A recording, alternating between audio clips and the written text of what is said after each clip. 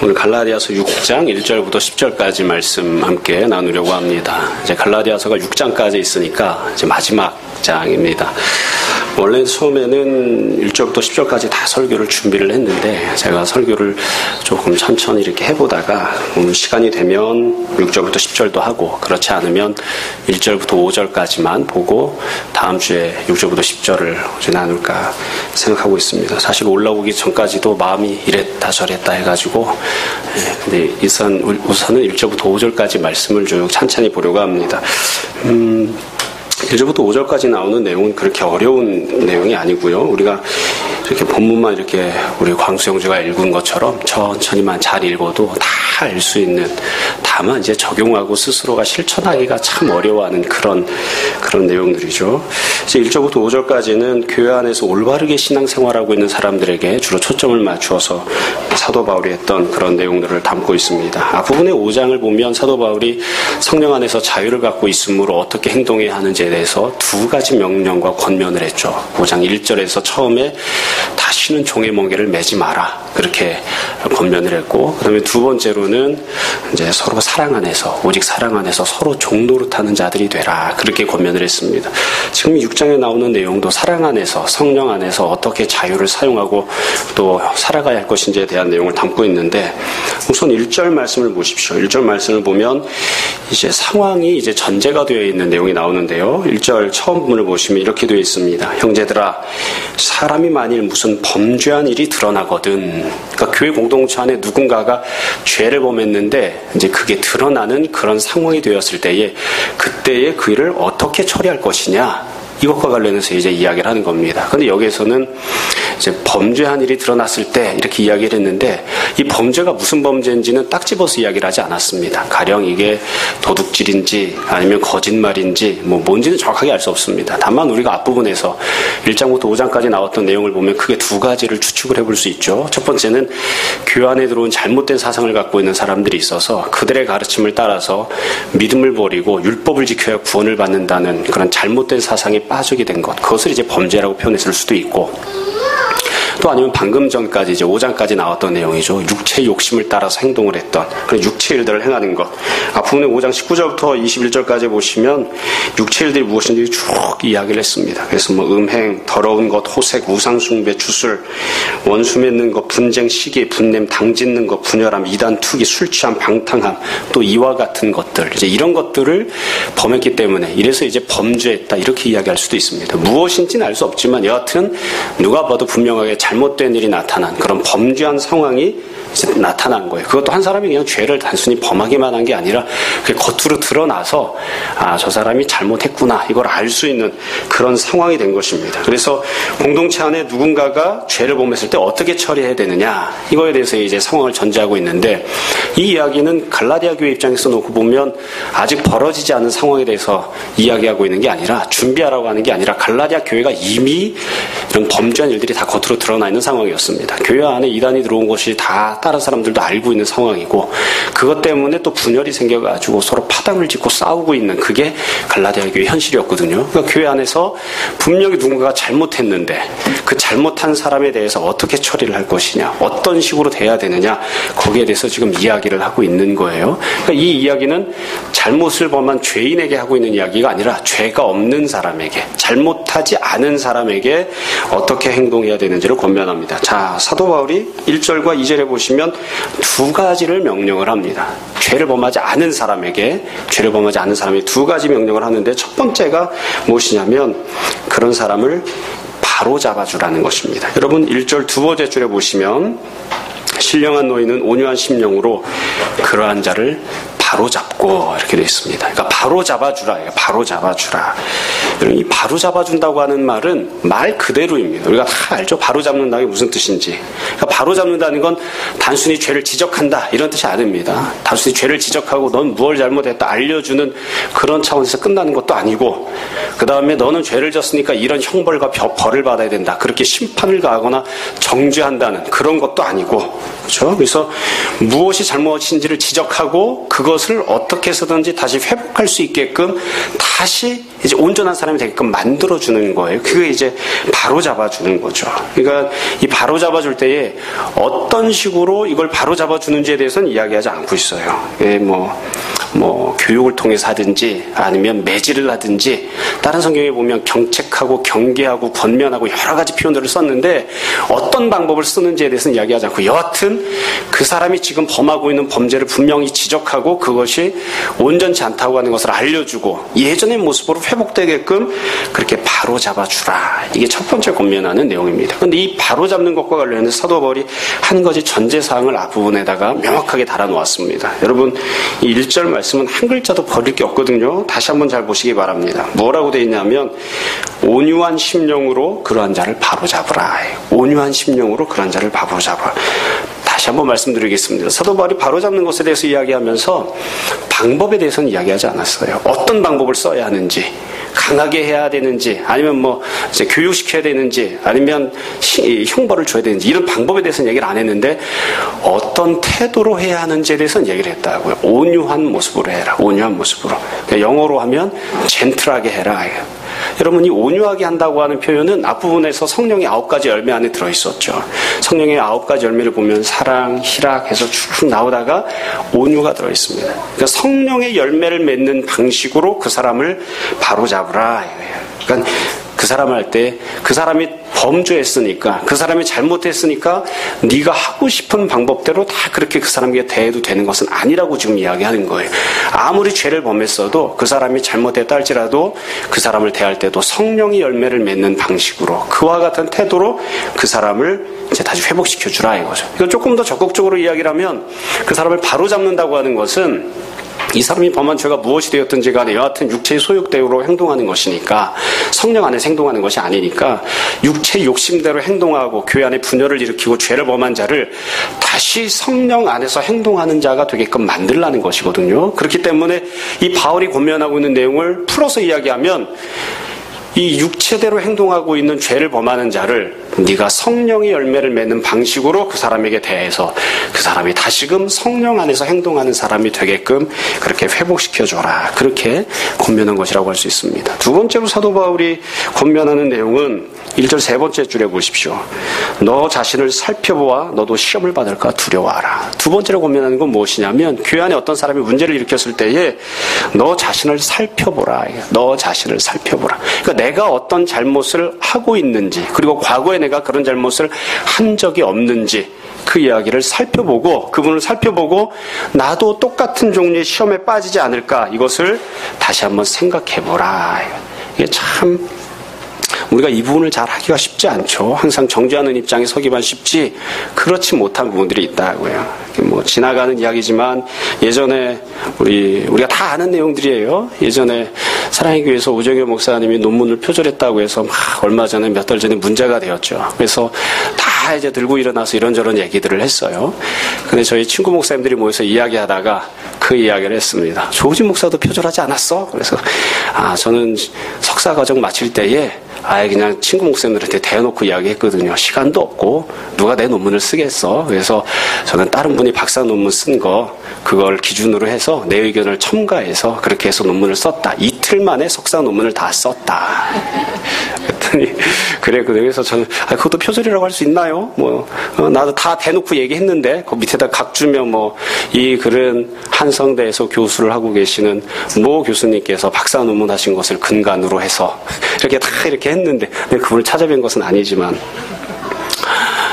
근데 이게 자기 자신을 돌아보는 게 쉽지는 않은 거예요. 자기 자신을 돌아보는 게 쉽지는 않은 거예요. 오정현 목사님만 표절했겠어요? 그게 장로님 중에도 표절하신 분들이 있을 수 있는데 아무도 표절했다고 회개하는 사람은 없죠. 다 정죄하고 손가락질만 할 뿐이지. 그게 말이 그렇지. 자기 자신을 돌아보는 것이 생각처럼 쉽지 않습니다. 근데 지금 사도 바울이 그렇게 권면을 하는 거죠. 네가 다른 사람들을 향하여 그 사람들을 바로 잡아주는 사람이 되고 뿐만 아니라 나 자신은 어떻게 행동하는지를 돌아보라. 여러분 설교를 할 때도 그렇고 성경 말씀 읽을 때도 그렇고 제일 어려운 게 자기 자신에게 적용하는 거예요. 자기 자신에게. 항상 설교를 들을 때 보면 이 이야기는 김 집사가 꼭 들어야 되는데 꼭 이런 날은 결석을 한다. 그런 생각들을 종종 하죠.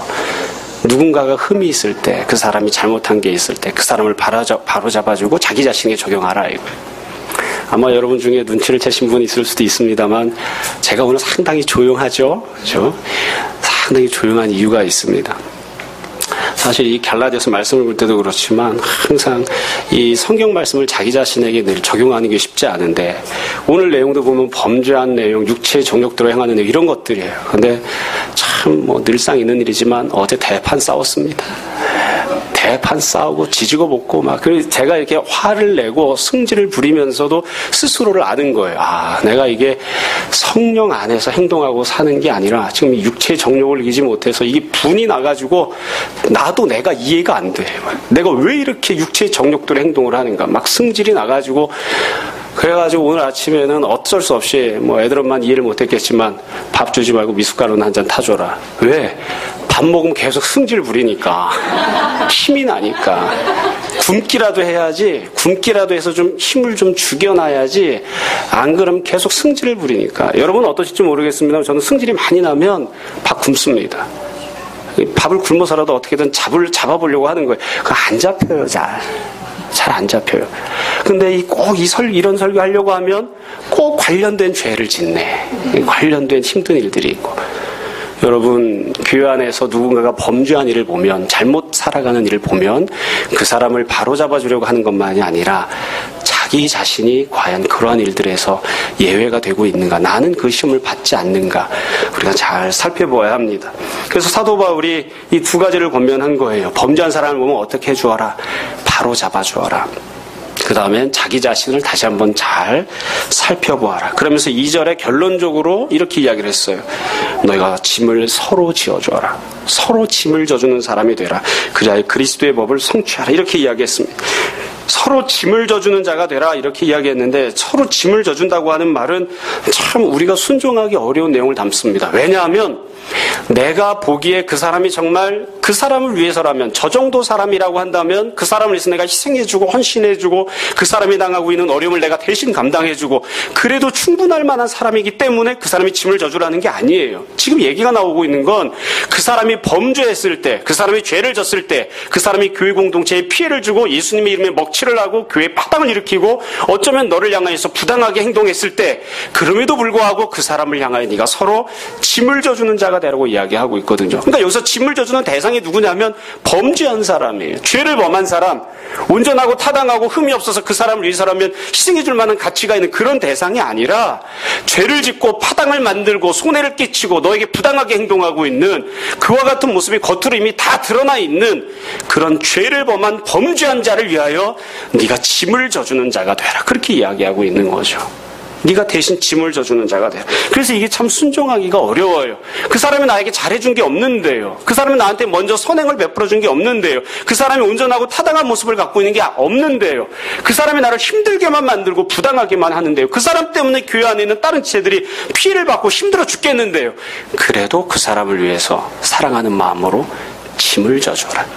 그게 성령 안에서 자유를 갖고 있는 사람들이 행동하고 살아가야 하는 그런 모습입니다. 대신 그 사람을 위해서 짐을 져줘라. 그리고 나서 사도 바울이 뭐라고 이야기했냐면 이렇게 하는 것을 통해서 그리스도의 법을 성취하라. 이렇게 이야기를 하고 권면합니다.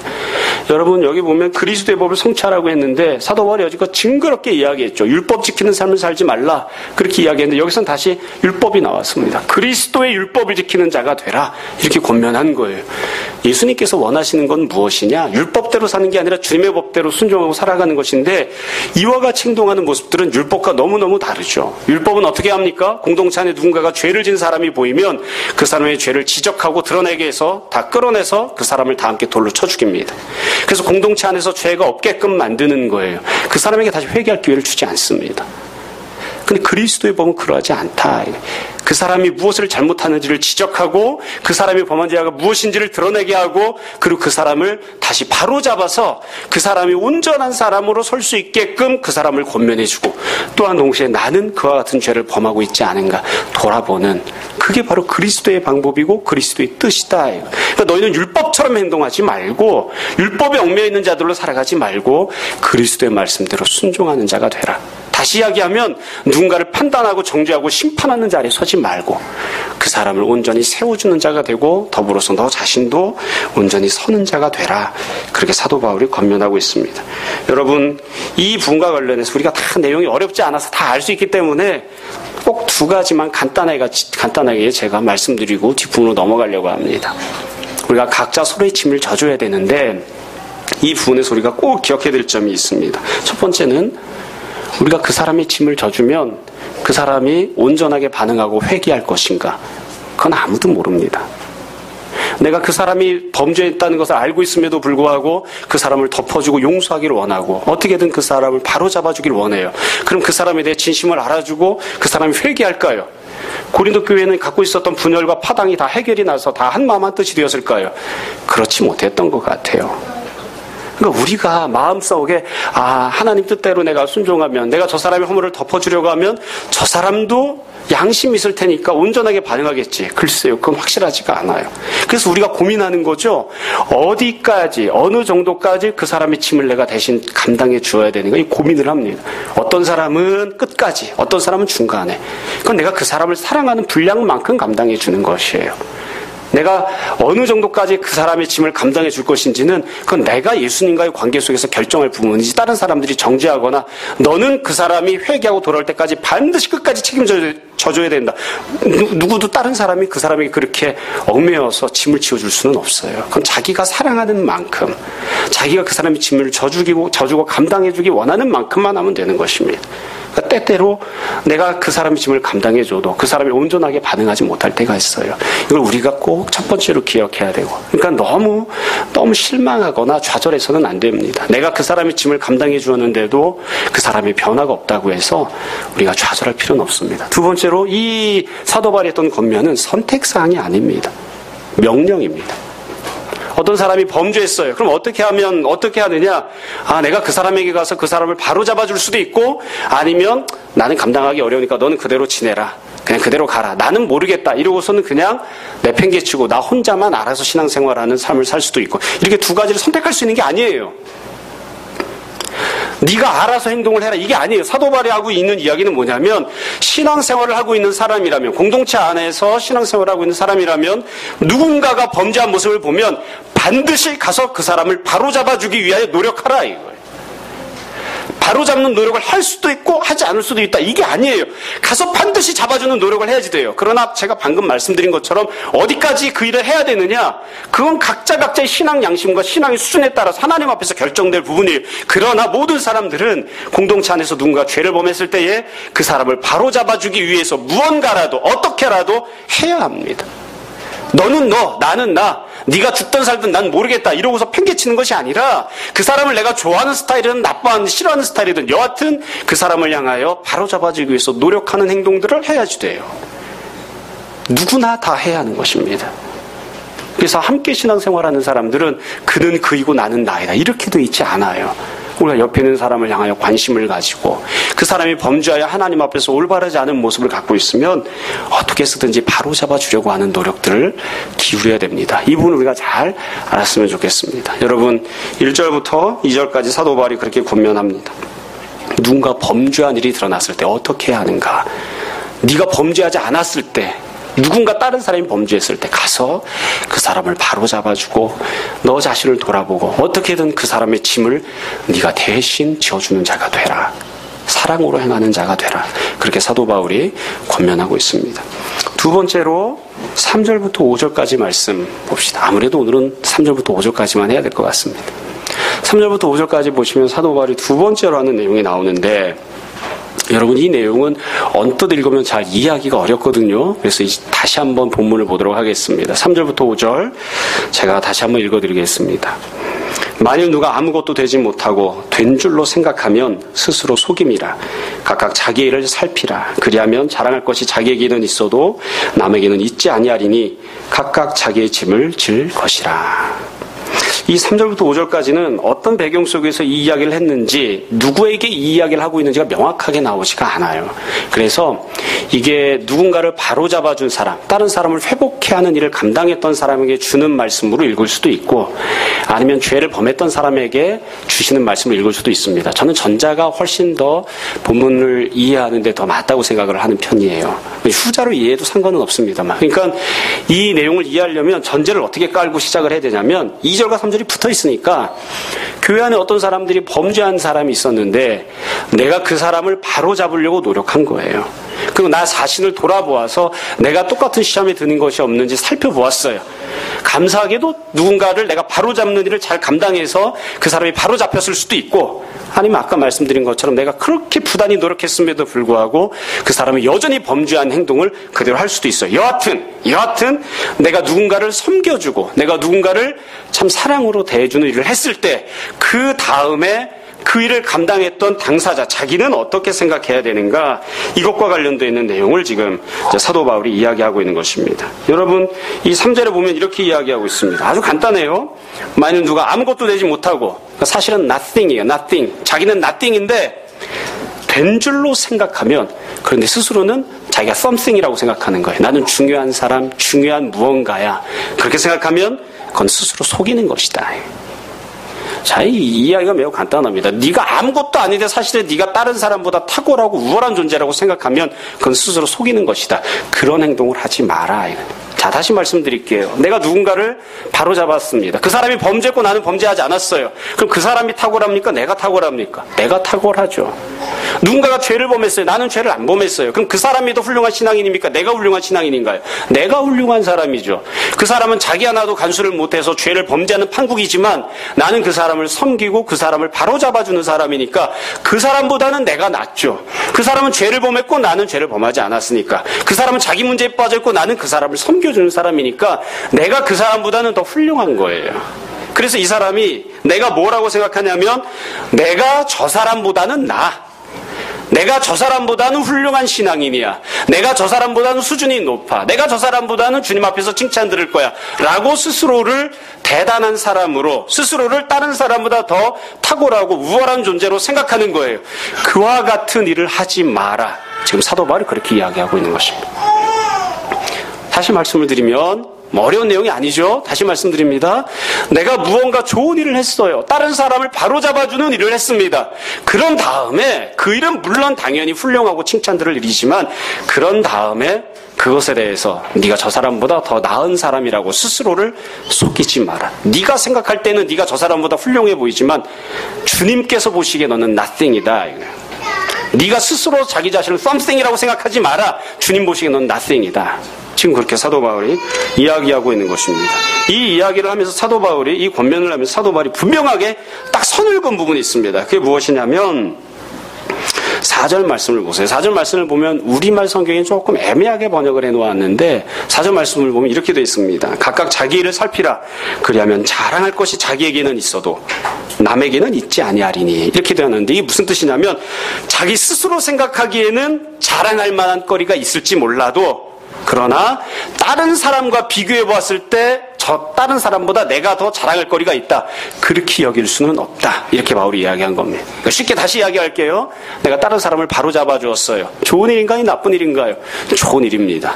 그걸 스스로 생각할 때에 내가 참 좋은 일을 했구나. 내가 참 훌륭한 일을 했구나. 내가 이전보다 달라졌구나. 스스로에 대해서는 얼마든지 그렇게 생각해도 됩니다. 좋은 일을 했으니까. 여러분도 아마 그런 경험이 있으실 거예요. 내가 날마다 성경 한 구절 안 읽고 살다가 어느 날 아침에 바빠 죽겠는데 성경책을 봤어요. 그럼 어떤 생각이 듭니까? 내가 나를 봐도 대견하죠. 내가 나를 봐도 뿌듯하고, 그렇죠? 야, 내가 이전과 달라졌네. 그런 생각 가져도 됩니다. 스스로에 대해서는 참 잘했어요. 별표 5개 찍어주셔도 돼요. 오늘은 내가 봐도 내가 참 대견하니까 오늘은 맛있는 것을 먹도록 허하노라. 이러고서는 가서 돈 주고 맛있는 거 사 먹어도 됩니다. 그건 괜찮아요. 자기 자신을 향하여서는 자랑할 것이 있어도 돼요. 스스로 그렇게 뿌듯해하고 내가 이전과 좀 달라졌으니까 조금 더 열심히 해야지. 얼마든지 그렇게 생각을 해도 돼요. 그런데 사도 바울이 지금 금지하고 있는 건 뭐냐면 저 사람에 비해서는 그 사람과 나를 비교해봤서는 영어 성경에는 compare 이렇게 써놨죠. 그 사람과 나를 비교해봤더니만 그 사람보다는 내가 훨씬 더 탁월해. 저 사람은 저것도 안 하는데 난 이거를 해. 저 사람은 훌륭한 신앙이 못 되는데 나는 훌륭한 신앙인이야. 저 사람은 문제를 일으키고 죄를 짓고 교회 안에 분열을 일으키지만 나는 교회를 하나 되게 하는 사람이야. 그와 같이 스스로를 다른 사람과 비교해서 더 탁월하다고 생각하거나 다른 사람들 앞에서 저 사람보다 내가 낫다. 그와 같이 생각하고 이야기하고 행동하는 그런 모습은 되지 마라 이거예요. 여러분, 우리가 다 사실 각각 나름대로 타당한 이유들이 있기 때문에 이런 생각들을 합니다. 저 사람보다 내가 타당한 이유가 있기 때문에 저 사람보다 내가 낫다고 생각하잖아요. 예수님께서도 이와 관련된 아주 유명한 비유 말씀을 하신 적이 있었죠. 바리새인과 세리가 기도하는 모습을 대해서 예수님이 말씀하신 적이 있습니다. 누가복음 18장에 나오는 내용이죠. 그 내용을 보면 예수님이 이렇게 말씀하셨어요. 자기를 의롭다고 믿고 다른 사람을 멸시하는 자들과 관련해서 예수님이 이 비유를 하셨다. 그러니까 다른 사람에 비해서 내가 더 의롭다 이렇게 생각하는 사람들과 관련해서 예수님이 바리새인과 세리 비유를 하신 거예요. 바리새인과 세리 두 사람이 성전에 올라와서 기도를 했습니다. 근데 바리새인이 뭐라고 기도했냐면 있는 그대로 기도했어요. 거짓말을 보탠 게 아니고 있는 그대로. 바리새인이 기도했던 내용을 보면 하나님이여 나는 다른 사람들 곧 토색, 불이, 간음을 하는 자들과 같지 아니하고 이 세리와도 같지 아니함을 감사나이다. 나는 일에 2번씩 금식하고 또 소득의 11조를 드리나이다. 이렇게 기도했어요. 여러분 바리새인이 잘못한 게 있나요? 없습니다. 바리새인은 사회적으로 볼 때도 세리보다 더 온당하게 살았어요. 신앙생활하는 데 있어서도 11조하고 금식하니까 안 하는 놈보다 그게 훨씬 더 낫죠. 그런데 예수님 뭐라고 말씀하십니까? 자기를 의롭게 여기기 때문에 하나님 앞에서 은혜 받지 못하고 돌아간다. 그렇게 말씀을 하셨다고요. 그러니까 이 바리새인이 뭘 잘못한 게 아니에요. 여러분 교만이라고 하는 것은 내가 올바른 행동을 하지도 않았는데 한 척하는 것, 그걸 교만이라고 하는 게 아닙니다. 그건 거짓말한 거죠. 거짓말한 거예요. 교만이라고 하는 건 무엇이냐면 내가 분명 다른 사람보다 훌륭한 신앙의 행동을 했어요. 그리고 그것으로 인하여 스스로를 다른 사람보다 더 높은 자로 여기는 것, 그게 교만입니다. 그러니까 의를 행하지 않아서가 아니라 의를 행했는데 그것으로 인하여 다른 사람과 나를 비교하고 저 사람보다 내가 낫다라고 스스로를 판단하고 높여 축혀 세우는, 그게 바로 교만인 거예요. 그게 바로 교만인 거예요. 지금 그렇게 하지 말라. 그렇게 하지 말라. 사도 바울이 그렇게 이야기합니다. 이건 우리가 교회 안에서도 얼마든지 많이 찾아볼 수 있습니다. 교회 안에 신앙생활하다 보면 우리 교회는 그런 경우가 많이 없지만 종종 그런 경우들이 있어요. 기도를 많이 했어요. 칭찬받아 마땅합니다. 칭찬을 해야죠. 기도를 많이 했으면 칭찬을 들어야 됩니다. 그런데 종종 교회 안에서 어떤 사람들이 그렇게 이야기를 해요. 나는 기도를 많이 하니까 기도를 안 하는 너보다는 내가 낫다. 그런 이야기는 옳지 않습니다. 어떤 사람들이 헌금을 많이 했습니다. 여러분 우리가 다 헌금하면서 다 알잖아요. 가난한 자나 부한 자나 헌금하는 건 쉽지 않습니다. 10원 한 푼이라도 주님 앞에 드리려면 정말 주님을 사랑하는 마음이 있기 때문에 드리는 거예요. 제가 몇 번이나 말씀드렸죠. 아주머니들 가운데 한 끼 2만 원짜리 밥 먹는 사람 거의 없어요. 손이 바들바들 떨려가지고 한 끼 5만 원짜리 밥 먹는 사람 거의 없어요. 한번 손 들어보셔요. 최근 한 달 이내에 5만 원짜리 밥을 먹어본 아주머니 계신가요? 아가씨 빼고. 아마 없을 거예요. 근데 11조 하라고 하면 5만 원, 10만 원, 10만 원 헌금을 하잖아요.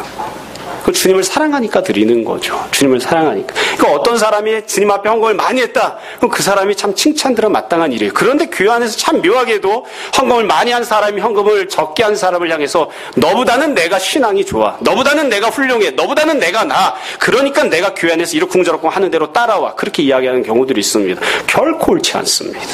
결코 옳지 않습니다. 그러니까 지금 사도 바울이 지금 그 이야기를 하고 있는 것입니다. 누군가가 교회 안에서 범죄했을 때 그 사람을 바로 잡아줘야 된다. 그러나 바로 잡아준 일을 설령 잘 감당했다 할지라도 네가 그 사람보다 훨씬 더 탁월하거나 우월한 신앙을 갖고 있다고 생각하거나 그것으로 인하여 교만해하는 그런 죄에 빠지지 마라. 너는 그 사람과 똑같은 사람이다. 사도 바울이 그렇게 이야기합니다. 다시 말씀드릴게요. 사도 바울이 앞부분에서 그렇게 이야기했습니다. 교회 안에 여러 부류의 사회계층이 있다. 유대인도 있고 이방인도 있다. 자유자도 있고 종도 있다. 그리고 남자도 있고 여자도 있다. 그러나 유대인은 이방인을 향하여 내가 이방인보다는 더 탁월해. 결코 그렇게 말할 수 없다. 자유자가 종을 향하여 내가 너보다는 탁월해. 결코 그렇게 말할 수 없다. 세상에서는 돈 많은 사람들을 인정해주고 세상에서는 공부 잘하는 사람들을 축켜 세워주니까 교회 안에서도 공부 잘하고 돈 많이 벌고 성공한 사람들이 주님으로부터 복을 받은 사람들이고 그러므로 내가 너보다는 더 훌륭한 신앙을 갖고 있고 내가 너보다는 더 성실하게 살았노라고 그렇게 다른 사람과 자기를 비교해서 축켜 세우는 그와 같은 교만한 행동을 하지 말아요. 자기 자신에 대해서 뿌듯해하는 거 괜찮습니다. 그건 괜찮지만 다른 사람과 비교하면서 너와 나는 다른 종류의 사람이라고 스스로를 더 축켜 세우는 행동들을 그런 교만을 범하는 죄를 하지 마라. 지금 사도 바울이 그렇게 이야기를 하는 것이죠. 여러분 왜 다 똑같은 불이라고 이야기를 하는 것일까요? 결국 맨 마지막에 하나님께서 다 판단하실 것입니다. 하나님께서 보시기엔 주님을 더 깊이 사랑하고 헌신한 사람이 더 아름답겠죠. 그러나 그 사람을 향해 상급을 주시고 칭찬해 주시는 건 하나님께서 하실 몫이지 이 땅 가운데서 교회 안에서 신앙생활하는 동안엔 누구도 다른 한 사람을 향하여 너보단 내가 낫다라고 주장하거나 스스로 교만하게 행동해서는 안 된다. 이게 사도 바울이 두 번째로 하는 이야기입니다. 그래서 이게 참 어떻게 보면 신앙생활을 열심히 하고 있는 사람들이 빠질 수 있는 참 큰 함정이죠. 다 잘했는데 잘한 다음에 이와 같은 함정에 빠지는 내가 열심으로 주님을 섬겼는데 내가 열심히 기도했는데 온 마음을 다해서 주님께 물질을 드리고 내가 정말로 주님께 열심으로 교회를 나와서 봉사했는데 그런 다음에 내가 저 사람보다 나 그런 마음을 가지면 그건 암짝에도 쓸데가 없는 거예요. 결코 옳지 않은 것이죠. 그래서 처음에 행동을 할 때에도 성령 안에서 행동하고 그리고 주님을 사랑하는 온전한 헌신을 다한 다음에도 마찬가지로 성령 안에서 그렇게 행동하라. 여러분 몇 번이나 말씀드렸습니다만 예수님께서 산상수훈을 말씀하시면서 하셨던 말씀을 다시 한 번 더 말씀드리려고 합니다. 왜 저 사람과 내가 똑같은 부류의 사람인지에 대한 이야기를 하려고 합니다. 예수님께서는 제자들에게 또 주님을 따르는 자들에게 산상수훈을 통해서 몇 가지 요구를 하셨습니다. 제가 흔히 이야기하는 복음의 요구를 하셨습니다. 그런데 이 복음의 요구는 율법의 요구보다 훨씬 더 수준이 높습니다. 율법에서는 살인을 해야만 살인입니다. 직접 사람을 죽여야만 살인입니다. 아무리 살인하고 싶은 마음을 갖고 있어도 실제로 살인을 안 하면 그건 살인이 아니에요. 근데 예수님 그렇게 말씀하지 않으셨어요. 율법에서는 직접 사람을 죽여야만 살인이라고 했지만 나는 너희들에게 말하겠다. 누군가를 미워하면 그 사람은 이미 마음에 살인을 했다. 율법에서는 다른 여자와 같이 잠을 자야만 실제로 성행위를 해야만 그래야만 간음이에요. 근데 예수님은 그렇게 말씀 안 하셨어요. 그건 율법은 그렇게 이야기했지만 나는 너에게 다르게 이야기하겠다. 여자를 보고 마음의 음욕을 품으면 이미 그 사람은 간음을 했다. 그 뒤에 이어진 말씀이 뭐예요? 네 눈이 너로 범죄케 하거든 네 눈을 뽑아내버려라. 그게 주님이 하신 말씀이에요. 그래서 예수님이 하셨던 이 복음의 요구는 율법의 요구와는 비교가 안 돼요. 복음의 요구는 훨씬 더 높은 수준의 요구입니다. 율법을 지키는 것이 어렵습니까? 아니면 복음의 요구대로 사는 것이 어렵습니까? 복음의 요구대로 사는 것이 어렵습니다. 율법은 어지간하면 다 지킬 수 있습니다. 저도 어지간한 부분은 다 지키고 살아왔습니다. 율법으로 보면 흠이 없는 사람입니다. 이방이라는 거 빼고 부모에게 효도하라 빼고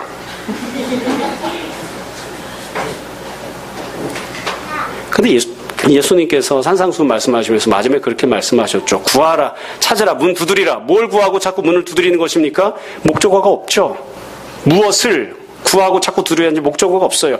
멋대로 집어넣으면 안 됩니다. 예수님이 말씀하신 대로 마음으로 음욕을 품지 않는 삶을 살기 위하여 그것을 구하라. 또 누군가 형제를 미워하지 않는 삶을 살도록 그것을 구하라. 우리가 그렇게 봐야 됩니다.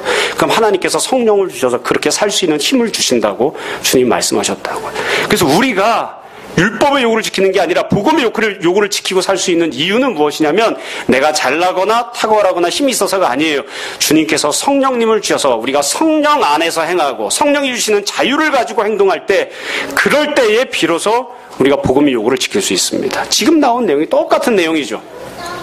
누군가가 범죄하고 나는 범죄하지 않았어요. 근데 내가 그 사람을 바로잡아주는 일을 하고 나 스스로를 돌이켜보았습니다. 어떻게 해서 그와 같은 행동을 할 수 있는 것인가요? 내가 잘나거나 탁월하거나 내가 지혜로워서가 아니에요. 성령님께서 나에게 능력을 주시고 내가 성령 안에서 행동하기 때문에 성령께서 주시는 자유를 가지고 내가 행동하기 때문에 그와 같이 할 수 있는 것이에요. 그러므로 네가 누군가를 바로잡은 것은 너의 공적이 되거나 너의 행위의 열매가 되는 것이 아니다. 성령께서 너에게 주신 선물이 되는 것이지 네가 자랑할 자랑거리가 되지 못한다. 그게 사도 바울이 그리고 예수님이 말씀하시는 내용입니다. 그러니까 너랑 그 사람은 본질적으로 다른 존재다. 그게 아니다 이거예요. 말씀을 정리하려고 합니다. 저는 이 말씀을 이렇게 읽으면서 이걸 어떻게 적용을 해야 되는가 이렇게 생각을 하다가 적용이 너무 쉽고 단순해서 그거 자체도 고민이더라고요. 그럼 우리가 교회 안에서 누군가 범죄하는 것을 보았습니까? 그럼 우리 어떻게 합니까? 우리 교회는 다 좋은데 피차 서로를 향하여 사랑하는 마음으로 권면하고 바로잡아주고 세워주는 그와 같은 모습이 참 부족하지 않나 그런 생각을 많이 했습니다. 아마 여러분들도 비슷한 느낌일 거예요. 누군가가 잘못된 길을 가면 누군가가 범죄하는 모습을 보면 사랑하는 마음으로 그 사람을 바로잡아 주려고 하는, 그리고 나는 그렇게 행동하고 있는 것은 아닌가 나 스스로를 돌이켜보는 그와 같은 모습이 우리 가운데 있는지, 우리가 과연 그렇게 행동하고 있는지. 다시 말씀드립니다. 어디까지 그렇게 해야 하느냐? 그건 각자에게 맡겨진 자유의 영역입니다. 그러나 우리가 과연 범죄하는 다른 영혼을 불쌍히 여기는 마음을 가지고 그 사람을 바로잡아 주려고 하는 그런 노력들을 하는지, 우리 가운데 우리 함께 신앙생활하는 다른 성도를 사랑하고 섬겨주려는 마음이 우리 가운데 있는지 우리가 다시 한번 잘 생각해 보았으면 좋겠습니다. 또한 혹시 우리 가운데 알게 모르게 영적인 교만함들이 자리 잡고 있지는 않은지 또 생각해 보았으면 좋겠습니다. 그래도 나는 저 사람보다는 나아. 그래도 나는 저 사람이 하는 저런 죄는 범하지 않잖아. 그와 같은 마음으로 나 스스로를 향하여 합당하게 여기는 그런 마음들이 혹시 우리 가운데는 없는지 우리가 다시 한번 잘 생각해 보았으면 좋겠습니다. 여러분, 우리가 다 머리끝에서 발끝까지 다 성령 안에서 행동하는 사람들, 성령께서 주시는 자유함으로 행동하는 사람들이 되고, 그래서 바울이 권면하고 명령하는 대로 다시는 종의 멍에를 매는 자리로 돌아가지 않고 오직 사랑 가운데서 서로 종노릇하며 그리고 서로 서로의 짐을 감당해주고 져주는 그와 같은 귀한 신앙생활을 할 수 있기를 원합니다. 모쪼 우리 가운데에 다른 마음들이, 자기를 낮추고자 하는 마음들이 늘 풍성하게 되기를 주님의 이름으로 축원합니다. 시간 잠시 기도하겠습니다.